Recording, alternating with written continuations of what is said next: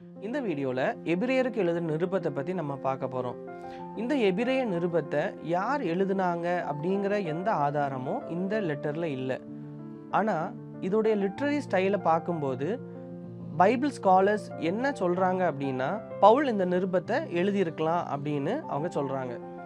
யூத கிறிஸ்தவர்கள் அவங்களுடைய ட்ரெடிஷனை அவங்க ஃபாலோ பண்ணாததுனால யூதர்களால் அவங்க துன்புறுத்தப்படுறாங்க.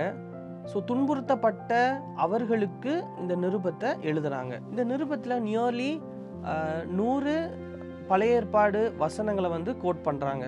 யாத்திராகமம், லேவியராகமம் இந்த 2 புத்தகத்துடைய சுவை இந்த நிருபத்தில் இருக்குது.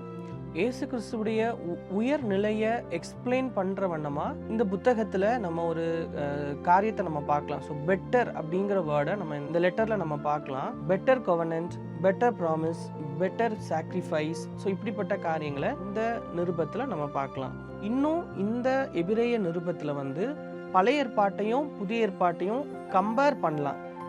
ஃபார் எக்ஸாம்பிள், பழைய ஏற்பாடு ஷேடோவாக இருக்குது, ஆனால் அதே நேரம் புதிய ஏற்பாடு நிஜமாக இருக்குது அப்படிங்கிறத அந்த புத்தகத்தில் நம்ம பார்க்கலாம். இன்னும் கடைசியாக பழைய ஏற்பாட்டையும் புதிய ஏற்பாட்டையும் கம்பேர் பண்ணுற ஒரு நிருபமாக இந்த புக்கை நம்ம பார்க்கலாம். ஃபார் எக்ஸாம்பிள், பழைய ஏற்பாடு யூதர்கள் மட்டும் அப்படிங்கிறத சொல்லுது, ஆனால் புதிய ஏற்பாடு ஸோ எல்லா நேஷன் அப்படிங்கிறத இந்த புக் எக்ஸ்பிளைன் பண்ணுது. ஸோ இதெல்லாம் வைத்து நம்ம இந்த எபிரேய புத்தகத்தை நம்ம வாசித்தோம் அப்படின்னா சரியான ஒரு புரிந்து கொள்ளுதலில் நம்ம வரலாம்.